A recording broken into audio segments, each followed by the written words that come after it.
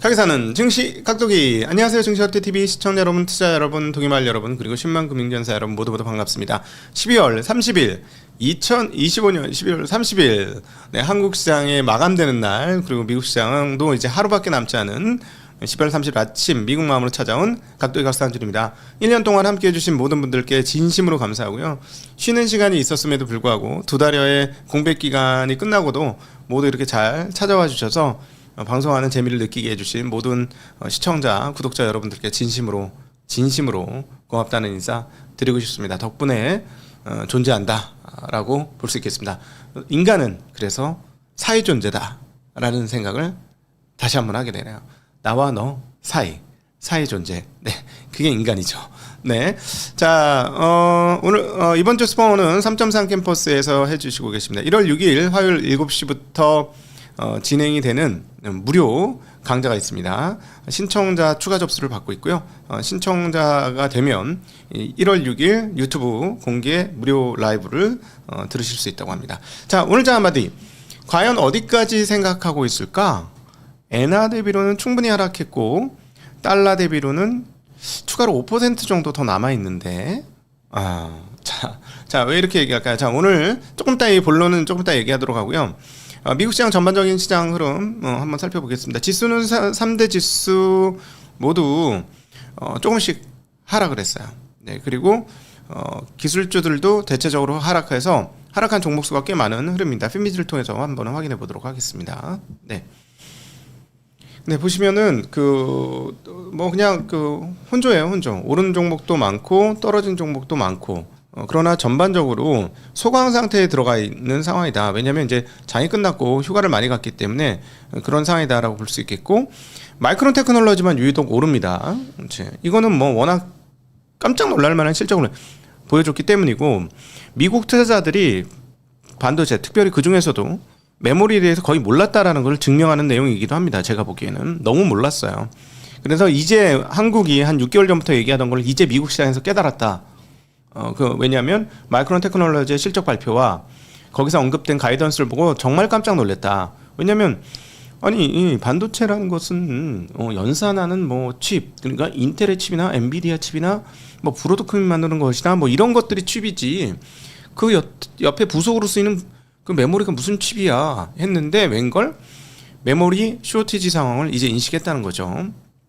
네, 그래서 그 마이크론 테크놀로지가 어제 그 유독 반도체 주식 중에 올랐고요. 그러니까 한국 주식 시장은 뭐 그렇게 나쁜 상황은 아니다라고 볼 수 있겠고, 그다음 또 인텔이 올랐습니다. 인텔 관련된 뉴스 먼저 짚고 갈게요.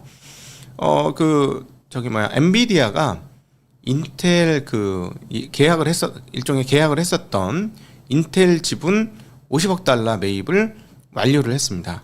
네, 그래서 그 부분이 확인이 되면서 인텔 주가가 올랐습니다. 근데 얼마더라? 23 적어놨었는데 어디 없어졌네. 23달러인가 26달러인 것 같아. 26달러로 매입을 했습니다. 그러니까 지금 가격으로 보면 엔비디아는 돈 벌었네. 이야, 돈 벌었어. 네, 엔비디아 잘합니다. 투자도 꽤 잘하는 회사예요.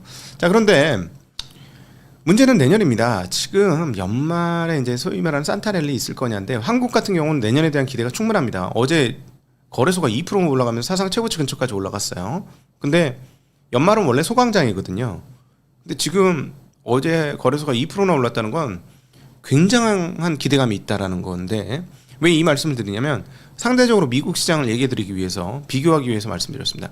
미국은 지난 3년간 세계 최고의 장이었습니다. 사실은 올해 25년 한국이 최고의 장이었긴 하지만 3년 누적으로는 미국이 최고장이었어요. 올해도 S&P 500은 17.4% 올랐습니다. 다우 13.9%, 나스닥 21.5% 올랐습니다. 굉장히 많이 올랐죠. 그리고 나스닥 21.5% 올랐으면 나스닥의 가장 큰 그 AI 관련된 업종은 얼마나 올랐느냐 생각을 해보면 답이 나오죠. 그러니까 대체적으로 한국 분들이 대체적으로 좋아하는 주식들의 상승폭이 매우 크게 나타났는데, 내년도 어떻게 될까에 대한 약간 주저함들이 있는 것 같습니다. 그리고 3년 연속 상승했는데 4년 연속 상승할까라는 고민도 조금 있는 것 같고요. 그리고 금리 인하하는 부분도 일정 부분 반영을 했으니까 이걸 어디까지 반영할 건가? 하는 고민이 조금 시장에 있는 듯 합니다. 그래서 그 부분들이 내년도에 어떻게 작동될 건지 잘 보셔야 될 것 같고, 연말에는 거래가 이제 그 의미를 둘 수는 없지만 시장이 그 많이 오른 거에 대한 그 되돌림이 이 연말에 나타났다라는 건 그 시장이 조금 부담을 느끼고 있는 것이다라고 정리하는 거는 뭐 가능한 흐름이 될 것 같습니다. 자, 어제 한국 마감에서도 보여드렸습니다만은 오늘 그 가장 국제적으로 금융시장에서 가장 눈에 띄는 거는 은값 흐름입니다. 자, 은값이 폭락을 했습니다. 폭등 후 폭락을 했습니다. 폭등 후 폭락. 자, 83달러까지 가던 게 지금 이제 71달러까지 떨어졌으니까 어마무시하게 떨어졌죠. 좀 야, 실화냐? 그리고 저 왼쪽 그 오른쪽 그 폴대도 진짜 미쳤어. 좀 길게 볼게요. 다시 한번. 이게 얼마나 미친 이렇게 됐단 말이지. 야, 저 밑에 왼쪽 밑에는 얼마냐면 30달러예요. 30달러가 단기적에 80달러를 왔다가 넘었다가 83달러까지 왔다가 지금 71달러로 훅 하고 떨어졌는데 약간 이로 인해서 오늘 그 금 가격도 좀 휘둘렸거든요. 금 가격도 좀 떨어졌고 원자재 가격 한번 전체적으로 한번 보도록 할게요. 자, 원자재 가격 보시면 약간 어떤 느낌이 나냐면 그 뭐 구리 가격은 여전히 고공행진을 하고 있습니다만 금값 휩쓸렸고 그리고 그 비트코인 가격은 예를 들어 금은한테 자리 뺏겼으니까 얘네가 떨어지면 올라가냐? 뭐 그건 아니었어요.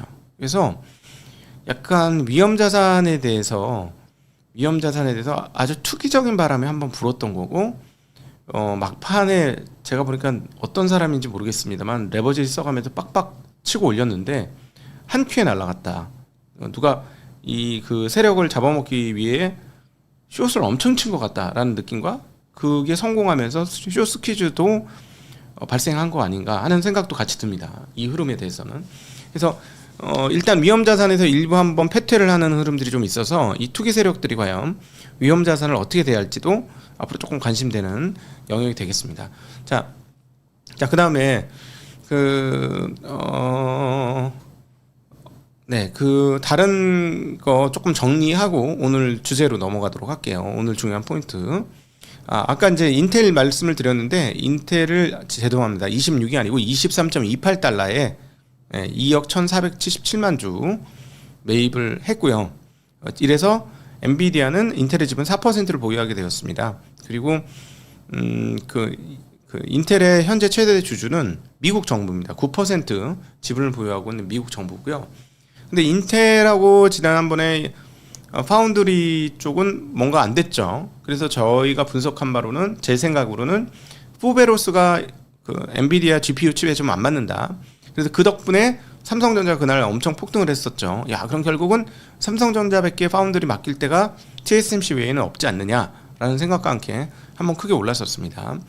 과연 이 부분은 어떻게 될까? 지금 어쨌든 삼성 파운드리는 지난 한 5년, 4년간의 흐름에서 가장 좋은 때를 맡고 있는 건 분명하다. 그래서 개인적으로 순수 개인적으로 저희 의견을 물으신다면 삼성전자 파운드리가 잘 풀리면 15만 원이 돌파할 수도 있겠구나. 웬간해서 15만 원 돌파하는 게 그렇게 쉽진 않을 터인데 파운드리까지 잘 풀리면 15만 원 넘을 수 있겠다라는 생각 좀 해보고 15만 원이 넘는다면 그건 메모리뿐만 아니라 파운드리도 작동되고 있다라고까지 좀 생각하셔야 될 것 같습니다. 왜냐하면 메모리만으로 15만 원 이상으로 추가로 상승하려면 반드시 필요한 조건값이 하나 있는데요. 장기 계약입니다. 장기 계약 확정. 그러니까 이번에 했던 것 노 캔슬.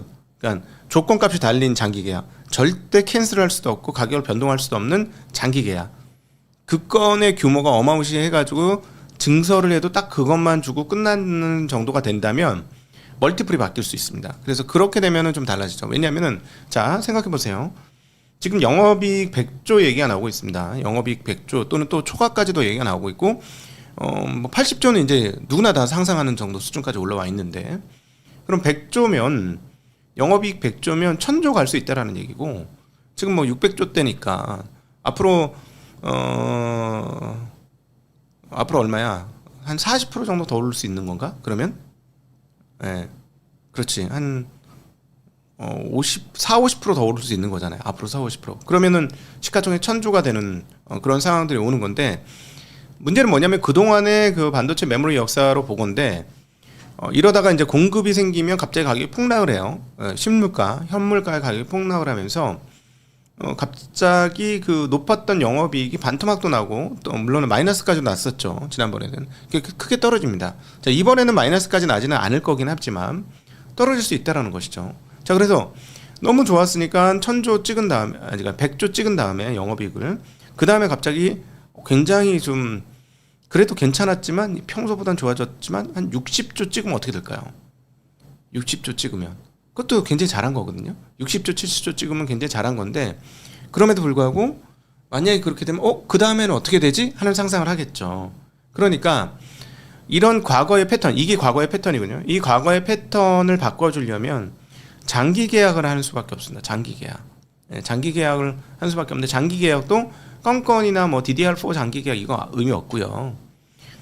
HBM4, HBM3, HBM3E 이런 것처럼 그런 식의 장기 계약 이루어져야 됩니다. 중간에 캔슬할 수 없는 그런 수준의 장기 계약이 있어야만 된다는 거죠. 그래서 그건 아직 미지수다. 노리고 있지만 삼성전자 등이 노리고 있지만 그건 미지수다. 그래서 뭐 그 정도를 거의 맥스로 쳐야 되지 않을까.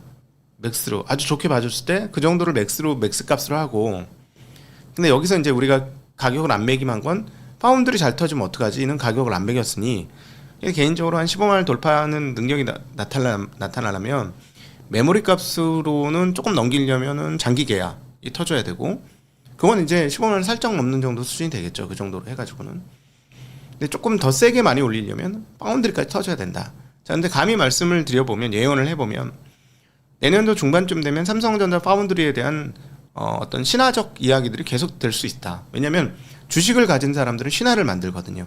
내 가진 주식이 잘 돼야 되기 때문에 그러면서 20만 원이 뭐야 30만 전자 막 이러면서 얘기가 막 난리가 날 겁니다. 자, 그럴 때 우리가 이성을 차려야 되겠죠. 전 세계 주식시장에서 1조 달러를 넘는 애들은 손으로 꼽습니다. 손으로 꼽아요. 그거에 대해서 여러분 천착하셔야 됩니다. 시가총액 1조 달러를 넘을 수 있을 것인지 막 그런 신화를 쓸 거거든요. 왜냐면 막 이러면서 뭐 1조 달러가 뭐야 이렇게까지 돈을 버는데 뭐 1조 달러도 이상하고 뭐 이제 빅테크지 뭐 막 이런 얘기가 나올 거거든요. 그때는 이제 조심하셔야죠. 만약에 그런 이야기들이 내년 중반 이후에 나온다면 극단적으로 조심하셔야 된다라는 말씀을 그냥 한번 드리고 싶네요. 그냥 저 개인적인 의견이에요. 자, 러시아 우크라이나 평화협상에 장애물이 좀 등장을 했습니다. 러시아 외무장관이 우크라이나가 그 푸틴 대통령 관저에 장거리 드론 공격을 시도했다라는 이야기를 했습니다. 여기에 대해서 우크라이나 외무장관은 아니다라고 아니라고 이제 얘기는 했는데 도널드 트럼프 대통령이 그 관저 드론 공격 시도에 대해서 그걸 들었고 그래서 매우 화가 났다라고 얘기했고요. 지금은 매우 민감한 시기다. 적절한 때가 아니다라고 하면서 그 드론 공격에 대해서 구체적으로 알아낼 것이다라고 얘기했다고 합니다. 만약에 그랬다면은 이게 잘 안 되겠죠. 잘 안 되겠죠. 근데 우리 서울대 이 교수님 말처럼 어제도 얘기했지만 지금 최악의 조건이 나중에는 차악이 되고 시간이 지나면 최선의 값이었다. 그냥 이 상황에서 끝내는 게 더 나았다. 왜냐면 여러분 생각해 보세요. 지금 프랑스, 독일 이런 유럽 국가들을 믿을 수 있나요? 근데 미국은 전쟁 끝내자고 작정을 했고 그러면 독일하고 얘네들을 믿어가지고 다 이렇게 우크라이나 다 대줘가지고 대리전처럼 계속 할 수 있을까? 아닌 것 같죠? 계속해서 밀리고 있습니다. 끝없이 밀리고 있습니다. 옛날에 그 후보군에 들지도 않았던 돈바스까지 지금 다 뺏긴 지역이고요. 물량 뛰기로 하면은 이길 수가 없어요. 왜냐면 전 세계에서 자급자족할 수 있는 몇 안 되는 대규모의 나라 중에 하나가 러시아이기 때문에 자급자족하면서 계속 들어올 겁니다. 시간은 무조건 러시아의 편이에요. 사실은 여기서 끝내는 게 서로 간에 이제 어떤 측면에서 보면은 그게 맞지 않을까? 근데 뭐 국민 정서는 안 그렇겠죠. 어쨌든 그렇고 자 중동에서도 충돌이 발생했습니다. 사우디가 아랍에미레이트의 지원을 받는 예멘 민병대 세력 거점을 공습했다는 뉴스가 나오고 있습니다. 그래서 아까 유가는 오늘 소폭 반등한 모습 아까 확인했었죠. 56에서 57달러로 살짝 상승했습니다. 자, 이제 오늘 그 같이 이야기 나누고 싶은 주요한 내용들을 한번 가보도록 하겠습니다. 자, 요즘에 외환 관련이 가장 큰 이슈가 되니까 자, 한국의 원화 어떻게 될 것이냐. 지금 굉장히 빠른 속도로 원화가 강세가 나왔죠. 자, 원화 강세를 보기 위해서는 저는 개인적으로 달러 가격을 봐야 된다고 생각을 합니다. 달러 가격의 지난 1년간 흐름 확인해 보겠습니다. 자, 지금 오른쪽 끝이 지금 가격이고요. 98.03. 왼쪽에 제일 끝에가 12월, 작년 12월이니까 자, 보시면 25년도 초에 비해서 가격이 많이 떨어졌습니다. 25년도 초 시작할 때 110, 달러 지수가 110 근처예요. 자, 98입니다. 그러면 얼마 떨어졌죠? 10% 떨어졌습니다. 10% 떨어졌다. 네. 그래서 달러에 맞추려면 공간이 더 있어요. 왜냐하면 달러가 10% 떨어졌으니까 우리가 달러 대비 그냥 제자리에 있었다면 10%로 오를 수 있는 얘기잖아. 사실은 상대적인 건 그렇게 딱딱 떨어지진 않긴 하지만 어쨌든 원화가 어제 추가 강세가 되었습니다. 원화가 추가 강세가 되었는데 어제는 당국이 계속 이제 밀어붙이는 분이 하나 있었고 수출업체 내고 물량이 좀 나왔습니다. 어제 그랬잖아요. 달러를 많이 갖고 있는 사람 입장에서는 이렇게 그 원화가 강세가 되면 어떤 생각을 할까? 그 생각을 한번 해봅시다 라는 얘기를 드렸잖아요. 그러니까 만약에 얘네 뭐야? 얘네 진짜 찍어 누르는 거야? 계속 찍어 눌러? 이러면은 원래 막 달러가 올라가고 원화가 약세일 때는 그래 그냥 달러 들고 있지 뭐 이렇게 편안하게 갖고 있는단 말이야. 사람 마음은 오를 때는 편안하게 갖고 있어. 그런데 갑자기 달러가 약세가 돼가지고 쭉쭉 내려가는데 그땐 안 팔아요. 내려갈 땐 안 팔아요. 더 내려갈 것 같을 땐 팔아요. 더 내려갈 때 팝니다. 근데 살짝 움직이면 가장 빠르게 대응하는 업체들은 어디죠? 수출업체, 수입업체예요. 이 가격에서 어떤 식으로는 확정 짓고 싶거든. 잘못되는 일을 피하기 위해서 일단 확정 짓고 싶습니다. 일반적인 심리는 뭐냐면 방향성이 정해지면 그 방향성대로 마음이 움직여요. 오르는 과정에서는 더 오를 거라고 생각하고 떨어지는 과정에서는 더 떨어질 거라고 생각합니다. 자, 그런데 그런 사람들이 이제 반응하기 전에 먼저 수출업체, 수입업체가 내고가 들어오는데요. 일단 수출업체가 적극적으로 달러를 팔았습니다. 그래서 이거는 하락 재료가 됐고요. 어느 정도 떨어지니까 수입업체가 이 가격이면 지난 몇 달간 보면 괜찮은 것 같아 하고 또 매입이 들어왔죠. 자 봅시다. 그런데 현재 그래서 굉장히 큰 폭으로 떨어지긴 했습니다만 그럼에도 불구하고 지난 여름에 비해서는 월등히 높은 가격이에요. 1350원이었으니까 지난. 자, 그래서 아까 말씀드렸습니다만 연초 대비로 한번 볼까요? 연초 대비로 볼게요. 자, 연초 대비로 보면 요쯤 봐야 연초다. 네. 지금 연초 대비로는 우리나라는 대략 한 3% 정도 빠졌습니다. 3%. 요게 만족할 수도 있죠. 3% 정도에 만족할 수도 있어요. 여기서 게임 끝낼 수도 있습니다. 근데 뭐 좀 더 갈 수도 있죠. 달러가 약세인 것들을 반영하면 1400을 깨고 내려갈 수도 있습니다. 자, 타겟팅이 어디냐가 핵심이에요. 야, 달러가 10% 약세였는데 우리는 그러면 한 5% 정도는 강세가 돼야지 이렇게 마음을 먹는다면 더 내려갈 수 있는 거지. 지금 3% 정도 떨어졌으니까 1400 깨고 내려갈 수도 있습니다. 자, 어떻게 될까? 자, 여기서 이제 호출해야 되는 통화가 하나 있죠. 네. 어떤 통화일까요? 호출해야 되는 통화는 여기서 여러분 누구를 호출하시겠습니까? N을 호출해야 되겠지 당연히. 자, N을 한번 호출해 봅시다. 자, N을 한번 호출하겠습니다. N 가격 연간 어떻게 됐는지. 자, N 가격 지금 뭐 조금 올랐다고는 하지만 여전히 최약세이고, 근데 이게 얘가 보시면 연초 가격이에요. 지금 이 가격이 연초 가격. 그러니까 엔화는 이상하게도 140엔대를 되게 부담스럽게 여기지 않느냐. 그러니까 금리를 이렇게 늦게 올린 거 아니냐는 연산이 되죠. 야, 왜 일찌감치 금리를 올렸어야 되는데 왜 이제서야 금리를 올렸느냐. 그러니까 엔화 약세가 되고 나니까 이제 반응한 거야. 좀 그런 느낌 안 드세요? 그냥 저 혼자만의 스토리예요. 그러니까 140엔대를 얘네가 원하는 건 같진 않은데, 왜냐면 엔화 약세로 인해서 물가가 올라가고 그래도 좀 문제라고 했으면 140원대 여기서 조금 올라올 때 벌써 딱 금리를 올렸어야 되는데 뭉개다가 마지막 12월 달에 금리 올렸단 말이에요. 자, 근데 일단 일본 은행 입장에서는 일본 은행의 일본의 금정위 저기가 나왔습니다. 금융정책결정회의 의사록이 나왔습니다. 자, 의사록이 나왔는데 의사록에서 뭐라고 했냐면 일본 은행 내부에서는 내년에도 지속적으로 정책 금리 인상이 필요하다는 의견이 있다라는 의견이 있습니다. 근데 문제는 뭐냐면 올해처럼 한참 있다가 한 번 하면 완전 의미 없죠. 예. 그래서 과연 한국 정부가 머릿속에 그리고 있는 것은 무엇일까 지금 궁금하더란 말이죠. 그러면 이제 본격적으로 뭐하고 이제 비교를 해봐야 되느냐? 뭐하고 비교를 해봐야 되느냐? 자, 엔화하고 비교를 해봐야 되겠죠? 엔화하고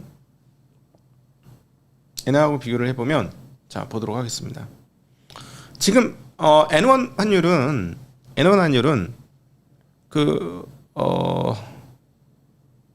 아주 장기간의 흐름에 있다가 올해 잠깐 엔화 강세 140엔 가는 동안에 엔당 100엔당 1000원 하다가 잠깐 결국은 940원 플러스 마이너스 10원으로 930원 40원 사이에 플러스 마이너스 10원으로 5월달 이후로 계속 평행선을 긋다가 처음으로 빠졌어요.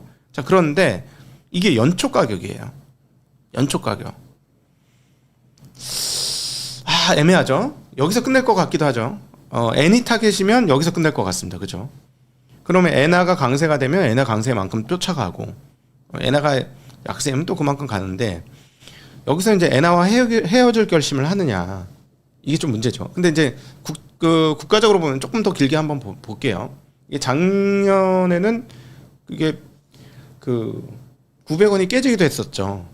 그러다가 도저히 안 됐는지 따라갔습니다. 엔화 약세로 같이 따라가면서 올해 들어와서 확연했던 거는 그냥 엔화 대비 고정 원하는 930원 40원 플러스 마이너스 거기서 그러다 이렇게 됐죠. 왜 이렇게 됐을까? 라고 곰곰이 생각해 봤어요. 아우성이 컸습니다. 그죠? 우리나라 외환위기 온다고 난리가 났었죠. 근데 일본은 그런가? 일본은 좀 받아들이는 그런 품성이 있잖아. 계속 보면 우리 조만간에 호사카 유지 교수님 한번 모셔가지고 일본 얘기 한번 들어보려고요. 일본 엔화나 일본 금리를 이해하는 데는 일본인들의 품성을 이해하는 게 꼭 필요한 것 같습니다. 제가 보기에는. 그래서 한번 모셔서 한번 얘기 들어보려고 하는데 일본인의 품성에 대해서 혼내와 그거 뭐지? 또 까먹었네. 혼내와 뭐. 네. 어쨌든 자 과연 연초로 따지면 여기서 더 이상 원화가 강세갈 게 없습니다. 강세할 게 없는데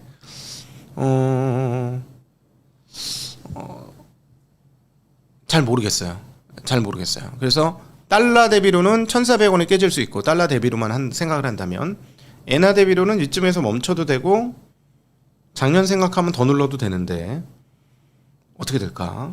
자 여기서 이제 또 하나의 중요한 포인트가 되는 건 달러를 받아들이고 있는 수출업체와 수입업체들 간의 규모가 어떻게 차이가 날 거냐가 하나 있고요. 그 다음에 미국 투자하는 사람들의 마음이 하나 있습니다.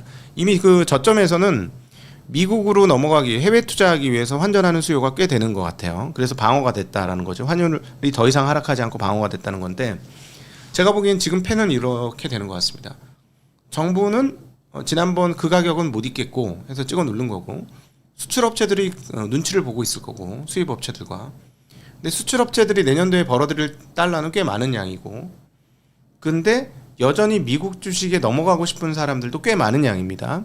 한국은 못 믿겠고 미국으로 계속 넘어가고 있는 그런 상황인 것이죠. 자, 그러면 여기서 누구 힘이 더 세냐 여기서부터. 그래서 지금은 되게 애매한 상황인데 만약에 제가 계속 말씀드리잖아요. 한국 주가지수가 5천이 넘고 이러면 아마 미국 안 갈걸?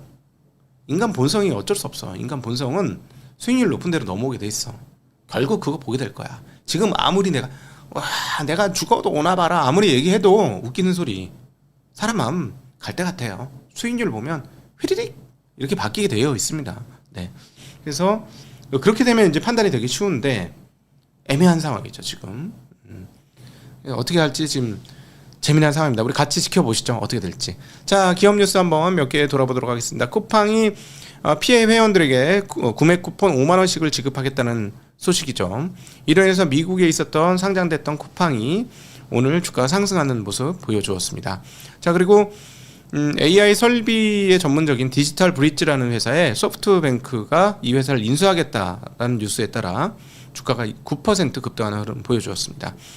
그리고 바이오 회사 프락시스 프리시전 메디신즈가 FDA로부터 혁신 치료제로 수전증 치료제가 지정이 되어서 주가가 30% 넘게 올랐다는 뉴스입니다. 자, 그리고 어제 나온 뉴스, 잠깐 이 뉴스 나오기 전에 제가 이제 1번 얘기를 잠깐 드렸었는데 1번 얘기가 다시 넘어갈게요. 죄송해요. 앞뒤가 뒤죽박죽 짬뽕 돼서.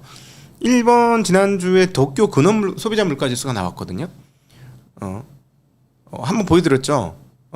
도쿄 그 지수를 보면 2%대 중반 수준이에요. 좀 떨어지긴 했습니다만 2% 중반 수준인데 과연 일본은 사실 금리를 올리려면 상반기에 한 번 더 올려야 되거든. 근데 24년 같은 그런 벼락 맞는 일이 없어야 되니까 최대한 늦게 올릴 것 같다. 그럼에도 불구하고 올리는 게 맞다. 그래서 하나 안 보여드렸던 게 제가 깜빡하고 반드시 보아야 될 게 하나 있죠. 우리가 고민을 해야 될 게 하나 있습니다. 지금 상황에서 조금 표가 더 나는 건 1번 30년 금리니까 30년 금리 한번 볼게요. 금리를 올렸음에도 불구하고 지금 30년 금리가 3.43입니다. 3.43. 30년. 10년물은 2.05예요. 그것도 계속 올라오고 있죠. 그래서 일본과 중국 간의 금리가 10년물짜리가 역전이 됐습니다. 일본 금리가 더 높아졌어요. 자, 이 말인즉슨 30년짜리 채권에서 3.5 가까이 나온다는 건 이거겠죠. 일본의 엔화를 믿을 수 없으니 너희가 아무리 안정된 국가라도 이 정도 금리를 주지 않으면 난 투자하지 않을 거야 라는 거잖아요. 그렇죠? 그렇게 본다면 지금 10년물이 2.05%인데 우리 일반인으로 그냥 채권 몰라도 상관없습니다. 그냥 편하게 생각해 보시자고요. 10년물이 2.5면 지금 기준금리도 0.75%까지 올라왔지만 결국 엔화 약세를 낮춰주려면 기준금리도 2% 어딘가를 향해 근처까지 가야 되는 거 아닌가라고 생각해 볼 수 있죠. 아니면 계속 금리를 높게 받으려고 한다면 난 너희의 통화 가치를 믿을 수가 없어. 그러니까 금리로라도 많이 쳐줘. 이런 거 아닐까요? 그렇게 생각해 볼 수 있겠죠. 이거 어려운 얘기가 아니고요.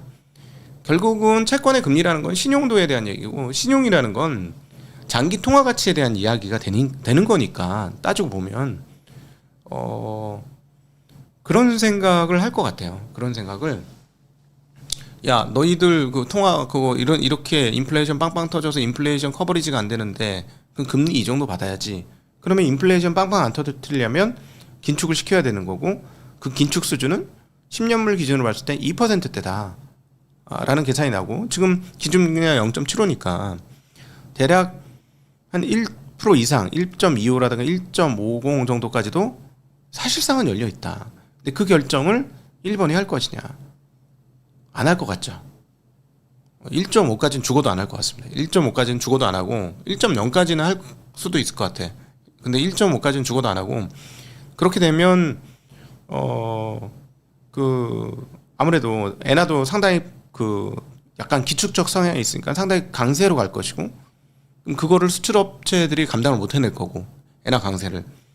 그래서 그렇게까지 안 가고 엔화 약세 상황들을 누리면서 향유하면서 갈 것 같은데 지금 일본 은행과 일본 정부의 심사는 대략 140엔, 150엔 어디 근처, 어디 아닌가라고 지난 2년의 흐름을 보면 그런 정도의 상상은 할 수 있다 라고 볼 수 있죠. 그렇다면 원화가 강세가 간다 할지라도 예전처럼 1200원, 1150원 이렇게 가기보다는 일본 엔화에 붙잡혀가지고 한 1400원 내외 정도에서 더 이상 강세로 가기 힘든 그런 상황이 올 수 있지 않을까?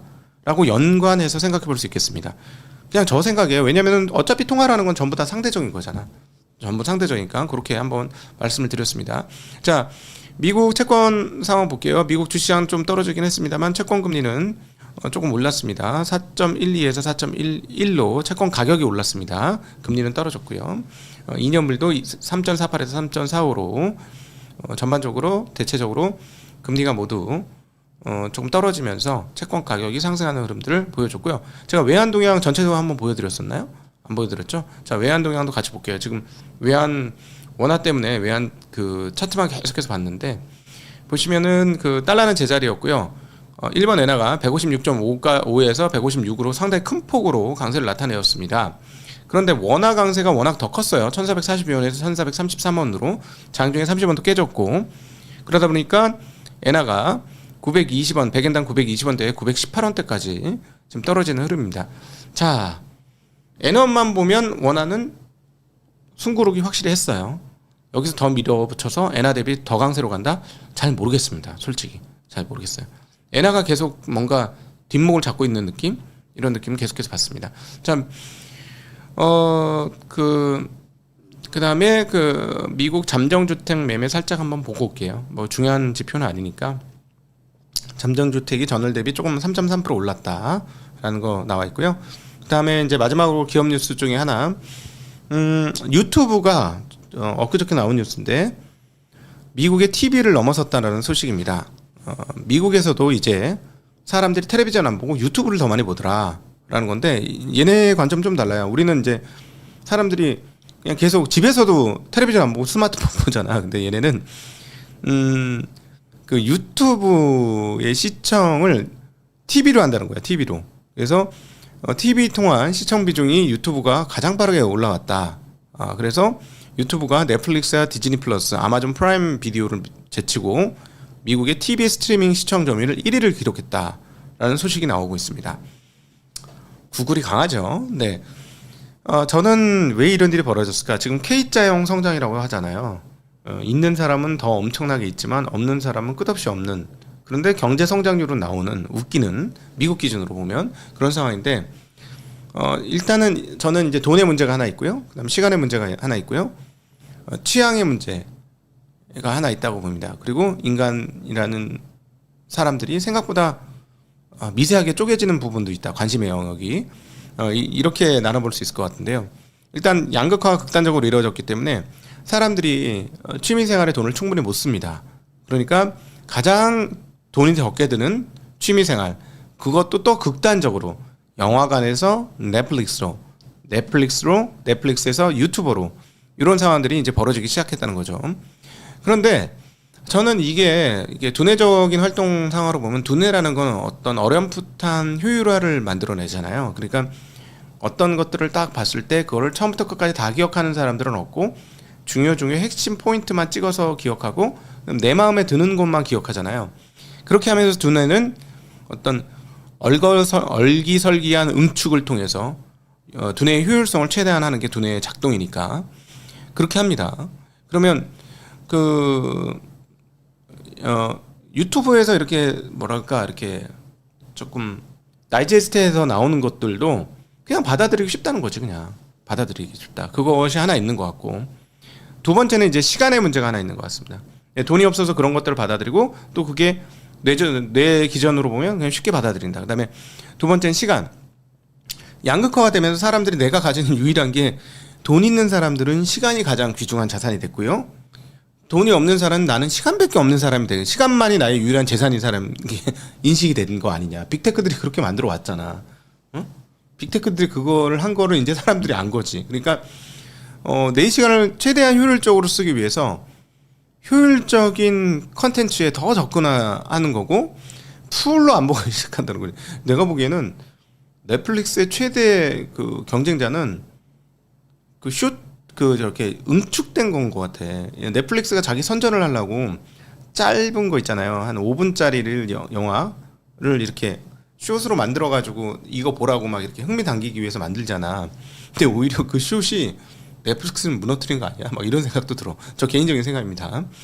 그런데 어쨌든 시간 절약형 컨텐츠에, 자기의 시간만이 유일한 재산이기 때문에 시간 절약 컨텐츠에 훨씬 더 들어가는 게 아니냐. 왜냐면 지금 저희 방송도 2배속으로 쫓아오시는 분들이 있을 거 아니에요. 그쵸? 예. 그리고 또 인간이 생각보다 되게 관심 영역이 다양하더라. 그래서 예전처럼 브로드한 상황으로 가가지고는 다 커버리지가 안 되더라 하는 그런 생각이 듭니다. 그래서 제 생각에는 이게 경기하고 연관 있고요. 기본적으로 인간이 선호하는 취향과도 또 연관이 됐고 시간 문제도 걸려 있고 이런 것들이 있어서 결국 유튜브가 TV를 넘어서는 그런 일이 벌어진 거 아니냐라는 생각이 듭니다. 네. 자, 오늘은 이렇게 제 생각을 좀 많이 담아봤네요. 긴 시간 마지막 날이라도 편하게 얘기하다 보니까 긴 시간을 했습니다. 긴 시간 함께 해주셔서 진심으로 감사하고요. 행복한 오늘 12월 30일 되시길 빌겠습니다. 이 방송 본방이 끝나고 나면 여러분들과 함께하는 질의응답으로 넘어가겠습니다. 함께 해주셔서 감사합니다. 안녕.